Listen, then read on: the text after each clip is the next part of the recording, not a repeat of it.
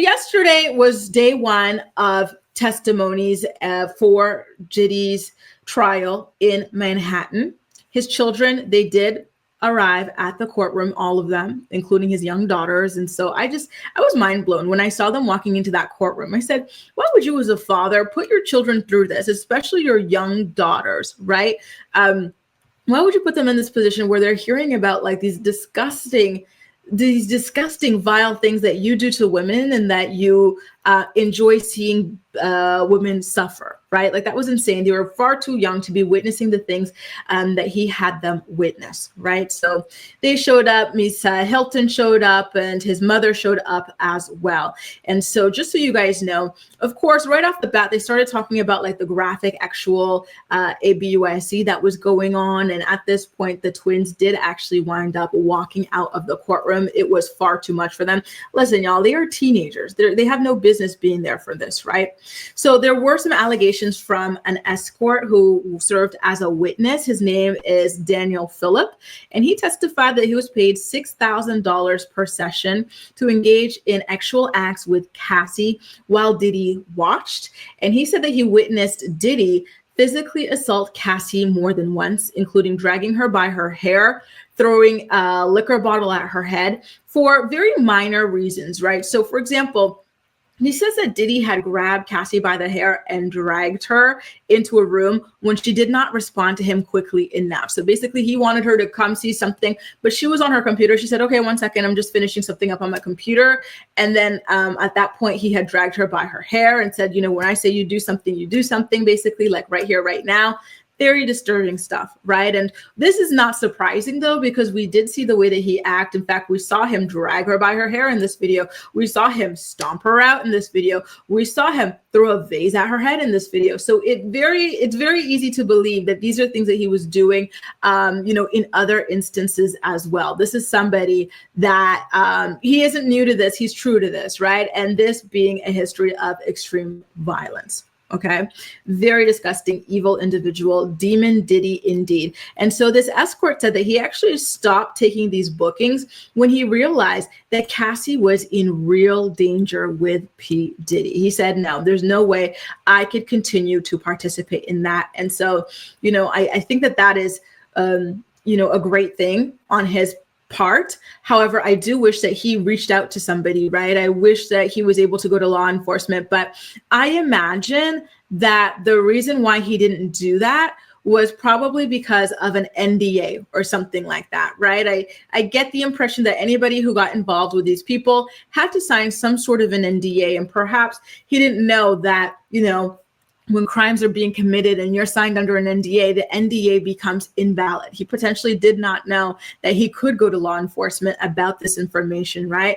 It's either that, or perhaps he was worried about his own life and his own safety after seeing what it is that Diddy is capable of doing to people who you know might snitch or something like that, right? So Hold My Foot Joe is saying that witnesses are going missing in the Diddy trial, right? So these are probably things that he was worried about, right? Like for example, there was a Kid Cudi situation where Cassie was getting close to Kid Cudi. Diddy went and blew up his car, right? So he was a very dangerous person, right? So although I think it was great that this guy said, wait, this is disgusting, like she's not a willing participant, she's in danger, I'm not going to do it. I'm disappointed he didn't go, you know, and speak out, but I understand why he didn't go and speak out. And so there was one witness, it was witness number 3, Hold My Foot Joe, who they wanted to have testify and everything, but she just didn't respond to any subpoenas or anything. And so as of right now, we're not really seeing anything, any signs of her coming to the courtroom to speak out at all, right? Ramsey says, a nice day out in court with Diddler Dad with the whole family, right? And so apparently he's just here like, you know, like nothing's wrong, la-di-da, doing the heart sign. So far his defense is twofold, right? So on the one hand, he's saying, listen, the government is trying me for my actual interest. These are just kinks. The government has no right to tell me what I can and cannot have as a kink. And then he's also saying that he and Cassie's relationship was mutually ABUSIVE. Apparently, Cassie was violent towards him as well. And that is something that he's going to try and prove. But I feel like if she was, it was probably reactive abuse after seeing the way that he treated her, right? Like the way he kicked her like not even a stray dog. People don't even do this to stray dogs, God willing, right? Like that was just so disgusting. Bunny says, Diddy took a photo. Oh yeah, I heard this.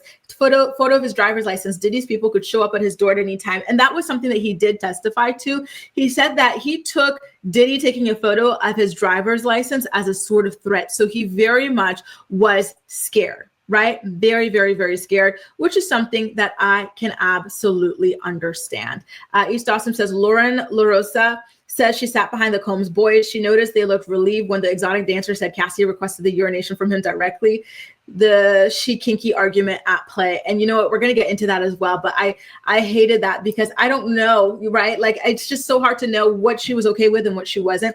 I personally am of the belief that she was not okay with anything, but that she knew that these are things that he liked. And so maybe she thought to ask it on his behalf or something like that, right? Because she was so brainwashed or broken down so much by that time, right? Thank you, Kristen. That is so nice of you. Thank you, thank you, thank you. So I really, really hate that that is something that came up. And I know that they're going to exploit it to the maximum, but I'm really, really sad about that. So speaking of the urination that East Austin was talking about, there was a moment where in the courtroom where it was said that Diddy had this escort urinate in Cassie's mouth to the point where she was like gagging because it was just a lot, right? And so shout out to the Neighborhood Talk for getting the transcript. So the question was, what if any bodily fluids other than ejaculate do you remember there being in these rooms? Objection. Just on leading grounds. Yes, judge, that's overruled. And so the escort answered, Cassie was actually the one that asked me to urinate on her. They had just come out of the room and she asked me if I had ever done that before. And I said no. And she told me to do it. And apparently I was doing it wrong because they both stopped me and told me I was supposed to let a little out at a time and not go full, like take a leak on her. So there's something that you have to notice here, which is when he said that they had come out of the room, they had gone away to discuss something. And then when they came out, she's the one who said this. To me, I get the impression that when they went away, Diddy was trying to negotiate for that. He's like, why don't we get him to do this? You know, he was really trying to push for that or something like that. You know, maybe this is what they were discussing while they were away, right? I don't get the vibe that this is something that Cassie would ask a random man to do to her, right? It's all just, again, it's really, really, really disturbing, truly, right? And so when it comes to that surveillance footage, right? Remember, I have a photo of it that I've been putting up here from time to time. So when it comes to this moment at the hotel, right? So the hotel security, his name is Israel Flores. And so he served as a witness as well. And so he described Diddy's behavior during the 2016 hallway assault on Cassie. And he says the video, and so of course the video of the attack was played in court. And Flores called Diddy, recalled him as having a devilish stare post-assault. And so he said that Diddy also tried to pay him off to destroy the footage and everything. He refused. He initially recorded the recording using his phone to show to his wife because he didn't think that she would believe him that Diddy would do something like this. And so he was definitely very disgusted by the entire situation. And he says that Diddy is a very evil person. So far to me, day one, it's looking good for people who want to see this man locked up for life, which is hopefully everybody, right? And so the prosecutor said that all of this is just the beginning. And so one particular prosecutor, Johnson, described years of alleged abuse and coercion, including threats to release tapes of Cassie and freak off ex-parties with escorts, and incidents where Diddy allegedly told a male escort to urinate on Cassie, which is something that we saw here, use of rugs and intimidation to control Cassie and others. And so, you know, although the escort said that it was Cassie that requested it, Cassie on her side told the prosecutors that no, it was Diddy who did that. And that's what I think, right? Because again, they had to go away for a moment to discuss something before coming back and saying that they wanted this, right? And so to me, it really feels like this is something that Diddy had told her to ask this guy in particular, right? There were other things like role playing and whatnot. Apparently they were supposed to pretend that they had met like at an airport or something and the acting was terrible. So Diddy said, no, we're going to do something else. All sorts of really terrible things, right? And so Shelby says she definitely was not okay with that beatdown. Hell no. And who would be, right? Like the fact that he's trying to act like all of this is nothing is insane. Tyrell says, imagine someone asking you what you do for a living. I hold an umbrella for a truck, man. Are you talking about Farnsworth Bentley? Bunny says Diddy was giving the orders while in another room. Exactly. He was always pulling the strings, right? He really, really always was the one pulling the strings, behind this entire operation. And I hate that now that is being called into question here, and that it could be portrayed as though this is something that Cassie would have wanted on her own, right? And so it looks like the majority of you guys feel the same way, right? AMJ says the same thing. Diddy told her to ask for that. Linda had said that's sad and disgusting. I agree, right? Oh my God. People do that on for randoms. Jeez. Listen, if that's what you're into, that's your thing. But why would you ask a random off Craigslist? Why don't you go find yourself like a date, like a nice date on a dating app, and then ask this person eventually, right? Why would you want you don't even know what diet this random person has. Like, listen, and this is like a little teaser heading into our recap of Bravo's Love Hotel. But some people, they probably are burning holes through their toilets because their diets are so freaking disgusting, right? So for example, on Sunday night's episode of Love Hotel, Shannon was so turned off and disgusted by this guy that she really liked named Earl because the man was bragging about the fact that he doesn't eat vegetables. She said, you should be eating your vegetables, right? He said, I don't eat vegetables. She's like, they're important. He's like, so is pizza. Ew. Like, you're like 50, you're like 60 years old, sir, and you don't eat vegetables and you're bragging about it like a kindergartner. That's insane, right? So just going on Craigslist to ask a random, you don't know anything about their STD, their hygiene, their food, like anything is just so scary to me. Like, people are insane. My God. East Awesome says Cassie's previous boyfriend was nerdy as Ryan Leslie. I don't believe she was into golden showers before her boss forced her into a relationship with a weird power dynamic. Exactly. And do not forget, you guys, Cassie was a teenager when she got with Diddy, and Diddy was grown. He was like pushing 40 at the time already, right? And Cassie was only 18, 19 years old, and he had her career in the palm of his hands as well. And so there's a lot at play here, right? This is not as simple as, and he's good. No, this is Diddy. Diddy is just sadistic. He's weird. Like, oh my God. Jasmine says, my heart breaks for Cassie. There were too many enablers around, shaking my damn head. Agreed. So many people are going to come out here and now all of a sudden admit that they saw this man beat her, yet they always stuck around and never actually did or said anything. At the same time, I do truly understand why they would be scared to and whatnot, but like, it's just, come on, why did she have to be the one to come out here and do this and handle this, on her own? Like, I wish that somebody was there to help her, to rescue her and whatnot. Thank God for her husband, because I do feel like he helped to rescue her as well, right?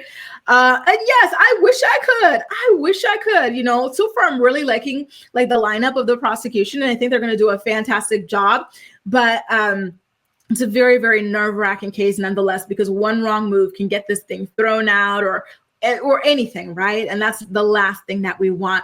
Great question, Princess Tia. Do we know other people getting charged? As of right now, it is just Diddy. But I did hear that some people, like his chief of staff and whatnot, I heard that some of them would be called in to kind of flip on him. Speaking of, people like that were on his payroll, what about the guy, the drug mule? Remember they caught him at the airport with Diddy? When is this guy going to come up? I'm really looking forward to his testimony as well, because I believe that he was offered a deal in exchange for a lighter sentence. And yes, Theo, isn't it crazy? Like, what is this? It's like, why would you be turned on by the suffering of somebody that you claim to love? Like, it just makes me so uncomfortable. And Tyra, apparently you got to do it a little bit at a time. This guy acted like he was going to the toilet all regular. And listen, I don't even want to talk about this anymore. I just ate.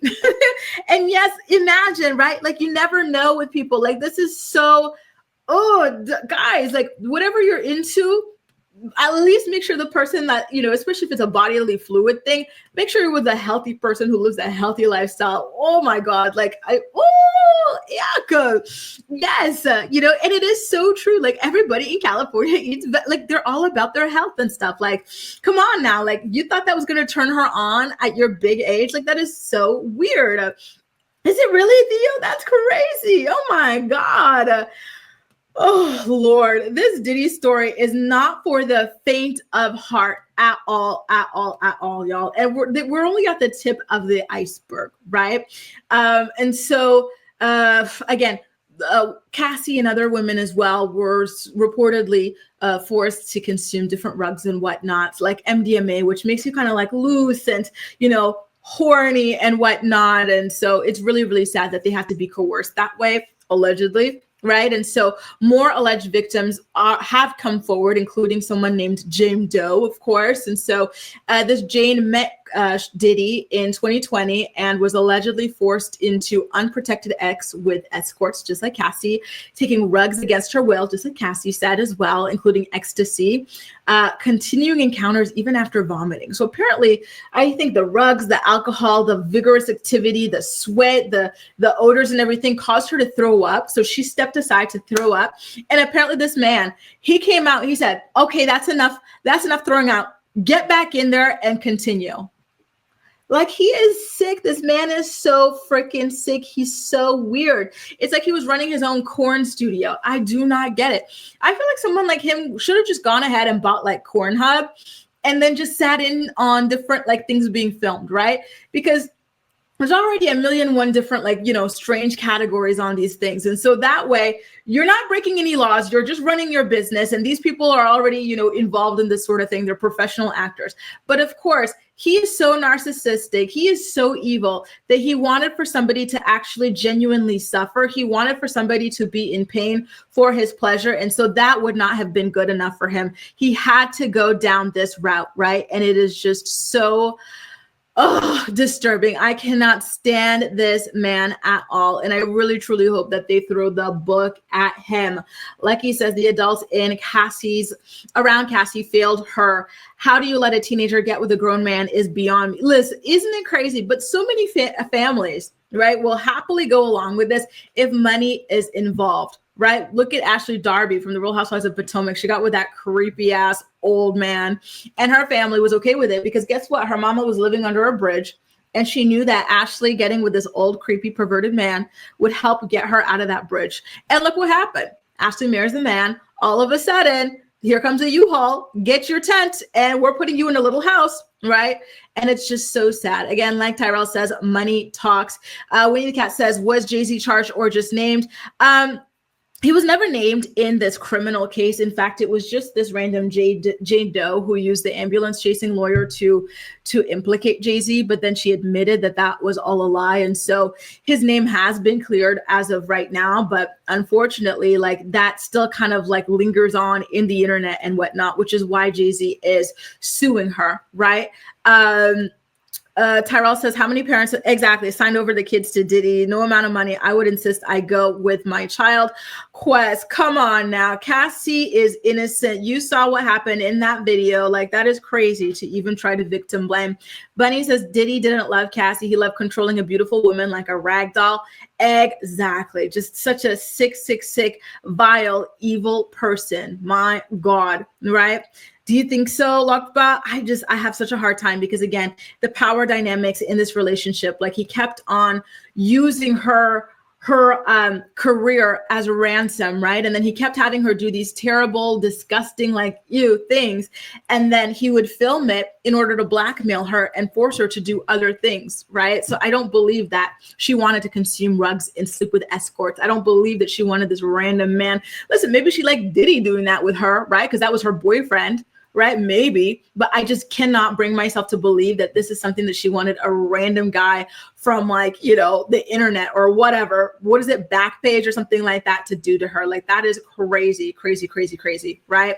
Absolutely crazy to me anyway. But again, they were together for so long because she was scared. She tried to leave. She had different boyfriends, and he would blow up the boyfriend's cars. When it came to Kid Cudi, when it came to Michael B. Jordan, what did he do? He called Michael B. Jordan and threatened his life. She could not get away from him. Bonjour, Brianna. Good morning, and good morning, Big Ms. Muffin. Nice to see you guys here, and good morning to everybody else who's now tuning in from the bushes. Shout out to y'all. Listen. Don't let the branches scratch you up, but please go ahead and hit that like button if you're enjoying today's morning report. Okay. Exactly. Right. Yeah, maybe that's what it was. Like something on the dark web, or like there's just something so insidious about this that feels even bigger than what it is that we're talking about. And yes, people having like a healthy lifestyle is so important to me. Like, I'm sorry, but like people like with these terrible diets and lifestyle, no, like you're not getting your fluids anywhere near me. Like go away from me with this, Apollo. Absolutely freaking not, right? So now there's another woman named Mia, who is Diddy's former assistant, who is also expected to testify, right? And she's going to testify that she was SA'd by him and had planned to take the secret to her grave. And then, of course, Diddy's defense team did speak out in order to kind of debunk some of the claims that were being made here. And so his lawyer, Tenny Garagos, who was the daughter of the infamous Mark Garagos, another high-powered attorney, he was an attorney for Michael Jackson, Chris Brown, all sorts of A-listers who were in all sorts of trouble, right? And so Tenny argued that the case is all about consensual adult X and Combs's private lifestyle, the government, quote, invading his bedroom. And then she also defended the large quantity of baby oil that was found in his homes as a personal preference and not criminal evidence. She said it's not illegal to have baby oil in your house. Girl, you know damn well. Listen, I respect lawyers, right? Even though sometimes they piss me off, the things that they will defend. But I respect it. It is your job. But just, as a woman and as a person, like sometimes the things that they will defend is just so sickening to me. But at the end of the day, someone put it in like a really good like way to like kind of understand and like, despite like the anger that you feel sometimes when you see people try to defend these kinds of evil people and people who are even worse than Diddy, it's that, at the end of the day, in the law of the land, everybody is entitled to a fair trial. And so even defense lawyers who are seemingly defending the indefensible, they have a role to play in that, because if, nobody took on this case, or if he didn't get adequate representation, then we wouldn't be able to actually put him in jail. And so, they're all just playing a role in this. It pisses me off. It really does. But that's just what it is at the end of the day. That is how the court of law works, right? My goodness gracious. Lex says Cassie is lucky to get out alive. Look what happened to Aaliyah, period. That's another one that was groomed by a bunch of weirdos when she was young. Tyrell says they even had sites for fetishes like this too. Honestly, it's just, people are so weird. That's all I can say sometimes. People are so damn weird. I do not understand it at all. I have a hard time wrapping my mind around it. And so that is just the only way that I can even like say it, right? Bunny says Cassie was a 19-year-old people please when she met Diddy. Exactly. She knew she had to follow his orders to be with him. And she was already signed to him. So she probably already felt like owned by him, like in a certain regard, right? Shelby says, reminds me of that ex-cult with the actress from Smallville. They got dirt on people so they could not leave, right? Even, just, oh my God. Diddler is just a high-end pimp. That's what it sounds like, right? Because, where's any stories? What's actually really interesting is you don't really hear stories about their actual intimate relations together, what he was doing like during those moments. So it really feels like the majority of like the intimacy that went down in this relationship was between Cassie and other people at his behest, right? And so maybe it is true that he was just a PIMP, right? But he says Mark Garagos is now redacting any mention of the orange one in the Epstein files with Pamela Bondi. He's a little bit odd because I do listen to the Two Angry Men podcast, which is a TMZ podcast with Harvey Levin in him. And he got in trouble because on the podcast, he like had said something about the prosecution team. And the judge told him not to speak like that. And so it was like this big thing. And so Harvey was trying to confront him about it, to ask him like more details, this, that, and the other. And he spent the entire time just dodging the questions. And he says that something about like being fond of Diddy. I said, oh God, that's disgusting. Yeah, that's what I had heard too, right? Like, Oh my God. Gwen says, yeah, the power dynamic is insane and can't be ignored. Can't believe some people are nutty enough to blame teenage girls. Right. And makes excuses for full grown pervy males. And that's, it's so frustrating, but it happens every single time one of these old ass predators gets exposed for, abusing women. Like, people always find a way to blame the woman. And it is so sad. What is a man who is pushing 40 doing with a teenager? Right. Like, that's not okay. Like, that already fundamentally is a huge problem. Julius says, being a felon and illegal, yes, right? That's what that reminded me of. And that's true too, Petty LaBelle. Great point, right? To the people saying that she didn't leave, no. Look at this photo. This is from a video of her trying to leave. She was running down the hallway. She didn't even wear shoes. She was pressing that button, then putting on her shoes because she was trying to escape. She packed a bag. What happened? This man ran out in his towel, dragged her, kicked her, beat her, stomped on her, threw a vase at her, and dragged her back in. And again, anybody she tried to leave with, he would either call up and threaten or he will blow up their cars. So what do you think that this young girl thought was going to happen to her, if she left that, right? Jessica says everyone has a right to a vigorous defense. Exactly. In the US, otherwise he would get off on an appeal. Exactly. Well said, Jessica. So even though it's annoying seeing these people be defended, it's just something that has to be done, right? Big Miss Muffin says Smokey Robin. Yeah, he's facing some SA allegations as well. That one I haven't looked into yet, but I definitely will be looking into that. This is something that we need to talk about more. Why is it that it's always men facing SA allegations and never women? We need a bigger conversation about this. Right? What is it in the culture of men that makes them act this way? Right? Is it because they're bigger, they're stronger, or what? What is it? Right? Steph says, to me, it seems more like entrapment. She was with Ryan Leslie and he put her song out and Diddy flew her out and ended up drugging her and she never went back. Right? From the very beginning, this thing was never okay. This relationship was never okay. Cassie has always been a victim and I really, really feel for her. But you know what? Now she has turned into just such a strong woman, the one who burst open the doors so that other people can come after her and speak their truth and share and heal, from their own experiences with Demon Diddy. Just such a disgusting, disgusting individual. By the way, you guys, I did have this video. Let me see where it is. I forgot what this was even a video of. So let's go ahead, take a look at the video. It's something to do with Diddy, but I forgot what it was a video of. So let's go ahead and take a look at it together. Then on the flip side, we're going to discuss it. Okay? Are you happy that you weren't selected or did you want to be on the case or? No, I'm happy I wasn't. I felt pretty indifferent about it. Meaning? I wasn't for or against it. I was surprised to be a potential juror. Just wasn't selected. And, right. I'm happy to kind of be on my way. There's a lot of pressure when it comes to this case, of course, but wait. So we gotta put it out there. Where do you think this case is gonna go? I have no clue, to be honest. Right, and you don't care either way. You said. You definitely don't want anyone. You definitely don't want anyone to be in prison, but I have no clue how this is gonna happen. Did you see the Cassie video? I did. Did that make you feel any way, or just there's no right or wrong answer? Yeah, no, of course, but no, I didn't. I like I said, I've seen bits and pieces of it, so, but it's extremely unfortunate. But it's out of my hands now. Were you dismissed as a juror? Yes. Oh my goodness! Are you happy that you got dismissed, or how are you feeling? I'm happy I don't have to miss work. But I know that. Right. You're happy. Can go make money. Yes. But it's good. A lot of stress that I don't have to worry about. Were you a juror? Yes. Oh my goodness. Well, so we gotta ask you, are you happy that you got dismissed? Yes. I could imagine. I work in the hospital, so. Oh, and you want to go back to work? Yes. Were you familiar? They don't normally pick us. Right. So, well, that's a good thing. So you're happy that you're not on the case. So you actually wanted to be on the case? No. Really? If you don't mind telling me, what jury number were you? 80. Thank you so much. What's next? Work.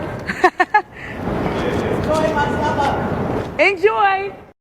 So there you guys go. There was a TMZ camera person who was interviewing the jurors who were rejected, because don't forget, they went into like the very last minute of jury selection, like yesterday morning, and then they started a little bit after that with the actual trial, right?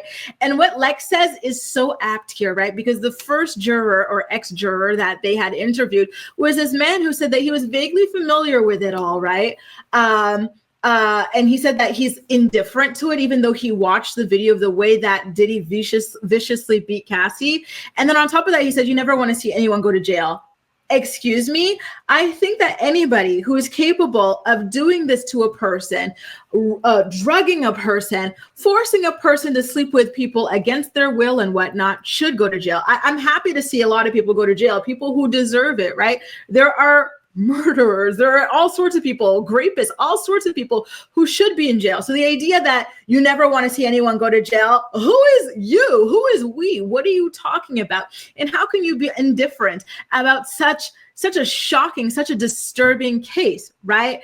And I agree with you, Theo. I think that the interviewer could have asked like some better questions as well, because, it kind of felt like they were asking the same questions to everybody, and I would have wanted a little bit more juicy information as well. So I'm definitely with you on that. Ramster says it's like all these super rich people just have to step up their game every time, getting more money and therefore more. And that's what I think it is, right? Too much money, too much influence, too many yes men around you. And then it turns you into this person where you really think that you're a god or something, and that you could just do these evil, crazy things. Steph says, oh, these people really don't know what's going on, right? So they weren't faking the funk. They really just are so, and look at the economy, right, that we're in. Like a lot of people are struggling just to get by day to day, right? And so they're not as deep in the weeds as we might be about these kinds of stories, right? Jaleesa says, the way I don't want any men on this jury. Me neither. I want this jury to convict him so bad. So any kind of, demographic or whatever that could defend this or stand between that, even knowing that what Diddy was wrong, I do not want them on the jury, right? So, but from what I saw, what did we have? We had like what appeared to be a Afro-Latino man. We saw a white woman. Then we saw an Asian woman. Then we saw a Black woman so far who were dismissed. But I think there were other people as well. Cynthia says the first guy probably beats his girlfriend too. It's not funny, but it's like, listen, when you act like this in front of the camera about such a serious DV case, you lend yourself to these sorts of questions, because it is true. We start to question your ethics, your morals, because how do you say things like that, right? When you're aware of what went down here, right? Gwen says Orange Guy does it too and brags publicly about violating the law, right? Then you say that he can get away with anything. He could shoot somebody like in, Times Square. Cal says, sadly, many men want shit to go back to the good old days when they could beat and terrorize women without any consequences. Very scary. And it's so sad. I have to tell you guys this. I have two TikToks, right? I have my Grace Report TikTok. Then I have like this TikTok that I just used to browse. It's so sad, the algorithm these days. I'm trying to get away from it because on, both sides, it's just such angry, like gender war content. I'm like, what happened? How did we get to this place? Like, it's just, we're in such an ugly place. And I really, really, truly hate it. I do, and I do. And you see this like ugly energy all the time. And it's really sad, right? And I agree, Theo, right? Like when you've got so much money, you don't want for anything. You have no more goals, right? Like you turn to really weird things just to feel something, right? And good question, Alice. And I'm going to have to go ahead and find the final breakdown. Okay. So Diddy jury final breakdown, I think is what I would type in order to find out, because that is a really good question. I don't know. It's 4 men and 8 women. Okay. Oh, I'm happy. 8 women. Woo. So long as they're not pick-me's, I think we're going to get a life sentence here for Diddy, God willing.